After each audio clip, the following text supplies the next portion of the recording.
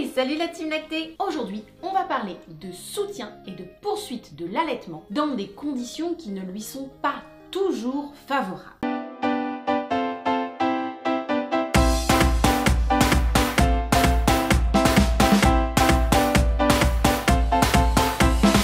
Dans notre société moderne et actuelle, nous savons soigner bon nombre de troubles, de maladies ou encore de maux, mais cela nécessite parfois d'être hospitalisé. Et là, c'est parfois le drame. Entre les opinions personnelles de chacun sur l'allaitement maternel, la façon dont il est perçu dans notre société actuelle française, les méconnaissances du corps médical, le point de vue et les convictions de l'équipe soignante sur l'allaitement, ainsi que parfois les règles hospitalières elles-mêmes, tout cela pourra bien souvent, si on allaite au-delà des 6 premiers mois, la cause de réflexions que l'on pourra entendre, telle que la toute première, celle de stopper notre allaitement. Parce que bon, bébé est assez grand maintenant, il peut s'en passer. Opinion personnelle et utilisation d'une position de soignant pour imposer son point de vue. Sans ça, je ne peux pas vous soigner, vous opérer. Méconnaissance de l'allaitement et protection vis-à-vis des risques que le soignant préférera éviter. Ou encore le confort de rester dans son protocole qui lui n'est peut-être pas compatible avec l'allaitement. Ou alors qu'il n'a pas envie de se donner la peine de chercher. Bref, on a saisi le concept, quoi. Je dis au-delà de 6 mois, mais comme nous venons de le voir, brièvement de façon humoristique, nous pourrons aussi entendre ces réflexions juste avant, alors que notre bébé ne sera qu'un tout petit, par méconnaissance et manque de formation du corps médical qui devra s'occuper de nous durant notre hospitalisation ou en cours d'opération. Tout ceci pourra donc interférer avec la poursuite de l'allaitement, en induisant parfois un sevrage précoce ou alors l'introduction de lait industrialisé que nous on n'aurait pas du tout envie d'introduire. Cependant, nonobstant, j'avais envie de le placer là, on sait aujourd'hui, mieux qu'hier, c'est logique, qu'il est tout à fait possible de continuer d'allaiter et ce même si nous sommes hospitalisés. À ce titre, un maximum de choses devraient être pensées pour permettre cela, surtout lorsque l'on a connaissance de tous les bienfaits de l'allaitement maternel sur la santé de notre bébé et celle de nous, les mamans. Mais cela nécessiterait que le corps médical ait un minimum de connaissances sur la lactation humaine et l'allaitement maternel, mais aussi sur l'expression du lait et le stockage de ce dernier. Tout cela pour aiguiller au mieux les mamans hospitalisées, sans compter d'avoir un minimum de connaissances aussi sur la prise de médicaments compatibles avec l'allaitement. Mais bon, rappelons que ces mêmes équipes médicales n'ont que peu, voire pas d'heures, de formation sur l'allaitement maternel durant leur parcours. Et lorsqu'elles en ont, elles sont encore bien souvent remplies de mythes et de méconnaissances. Pour exemple encore, ma récente discussion avec une future dentiste qui me faisait part de ce qu'elle avait entendu en cours par rapport à l'allaitement maternel et son futur métier. Il y avait du lourd quand même, Si. Mais revenons à nos perfusions, car il faut quand même noter une légère subtilité qui sera entre une hospitalisation d'urgence et une hospitalisation programmée. Parce qu'autant dans un cas, nous aurons le temps de nous renseigner, nous les mamans, sur le pourquoi du comment, pour suivre notre allaitement et du coup en discuter, voire légèrement imposer, parfois, avec le personnel soignant ou le médecin qui nous suit et nous a pris en charge. Mais en cas d'hospitalisation d'urgence, là ce sera pas du tout la même limonade. Et là nous devrons faire face en direct à des conditions subies et non choisies, et qui pour le coup pourront nuire à l'allaitement. Et ça sans compter notre état de stress ou une équipe médicale bien trop pressante. Ajoutons à cela que nous pouvons être bien trop malades pour vraiment faire un choix éclairé sur nos souhaits d'allaitement pile à ce moment-là. Est-il nécessaire de rappeler que pile dans ces cas-là, un soutien actif devra être mis en œuvre, qu'il vienne de notre famille, de nos amis ou de l'équipe soignante. Mais alors, que peut-on faire dans le cas d'une hospitalisation qui serait prévue, programmée? Déjà, nous les mamans allaitantes, nous pouvons nous renseigner sur les pratiques, les règles en matière d'allaitement pour l'hôpital dans lequel nous allons être pris en charge. Donc parce qu'il y a parfois de belles surprises, comme les centres hospitaliers qui acceptent que les bébés soient admis en même temps que les mamans au moment de l'hospitalisation. Si, il y a des vraies belles surprises comme ça. Mais si la surprise n'est pas si grande, on pourra toujours demander si notre moitié pourra ramener bébé pour les tétés. Certains services hospitaliers sont réticents à ça, car ils cherchent avant tout à protéger d'éventuelles personnes dites fragiles ou à risque Comprenez les nouveau-nés, les personnes âgées, les femmes enceintes, du risque de contamination. Et on ne peut pas leur en vouloir, en même temps c'est leur travail. Il nous faudra alors faire preuve d'une bienveillante et patiente insistance.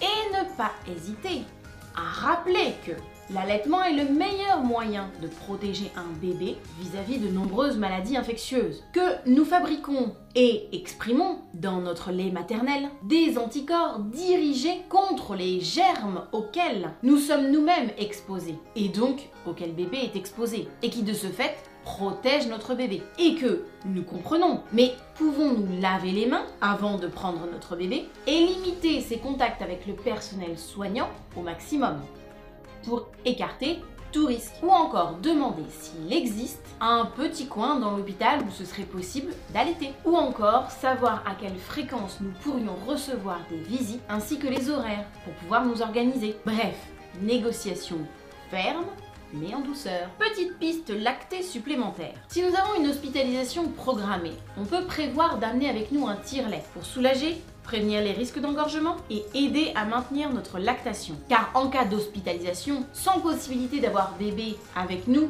des tétés vont forcément sauter. Si nous n'avons pas de tire-lait, avant d'aller investir des milliers et des cents, on pourra toujours le louer le temps de la durée de notre hospitalisation. Ou encore se renseigner auprès du personnel hospitalier pour savoir s'ils en prêtent un. On peut penser à prévoir des stocks de lait à la maison sans se mettre la pression, histoire de dépanner entre deux visites. On pensera alors à briefer la personne qui garde bébé sur des contenants alternatifs au biberon. Mais alors, que faire en cas d'hospitalisation d'urgence? Dans ces cas-là, les pistes deviennent plus complexes, on va pas se mentir. Car c'est au moment T et à l'urgence du moment qu'il faudra faire face. Mais tout espoir n'est pas perdu. Tout d'abord, une fois l'urgence passée, traitée, on pourra se renseigner sur le traitement, si traitement il y a, à suivre. Et voir, si ce n'est pas déjà le cas, pour trouver quelque chose qui serait compatible avec l'allaitement. Et il existe de nombreux traitements compatibles avec l'allaitement. On pourra appeler au plus vite une consultante IBCLC ou un ou une professionnelle formée à la lactation humaine et à l'allaitement maternel pour voir après coup comment gérer au mieux l'allaitement. Gardons en tête que l'allaitement est fait de nombreux allers-retours. On parlait d'ailleurs de ces allers-retours dans la vidéo sur le sevrage, que je vous remets par là. Et que si là, au moment T, le plus important a été de sauver la maman, il nous sera sans doute à nous, maman hospitalisée, possible avec l'aide adaptée de reconsidérer notre voie lactée. Pour une note d'espoir, on a vu un bébé réveiller sa maman du coma. Je vous mets le lien en barre d'infos. Ou encore, je me souviens de cette fameuse photo qui avait fait le buzz. Je n'ai pas réussi à remettre la main dessus ni sur l'article. Si vous y arrivez en regardant cette vidéo, n'hésitez pas à mettre le lien en commentaire. Mais je me souviens d'une vidéo qui avait fait le buzz où on voyait une maman qui avait été accidentée sur un brancard avec une minerve et on voit qu'elle est amenée aux urgences avec son bébé en train de téter. En conclusion, rien n'est jamais perdu et tout se rattrape pourvu que l'on s'entoure bien et que nous trouvions des personnes ressources. Dans tous les cas, lors de l'hospitalisation d'une mère allaitante, ouais, enfin ça marche aussi pour toutes les autres mamans, hein. Le stress et l'angoisse liés à la séparation devraient être pris en compte. D'ailleurs, l'Académie américaine de pédiatrie, dans un document publié en 2005 sur l'allaitement et sur l'utilisation du lait humain, disait que, on ouvre les guillemets, si l'hospitalisation d'une mère allaitante ou de son enfant s'avère nécessaire, tout devrait être fait pour maintenir l'allaitement. De préférence directement au sein ou, à défaut, en tirant le lait pour le donner au bébé.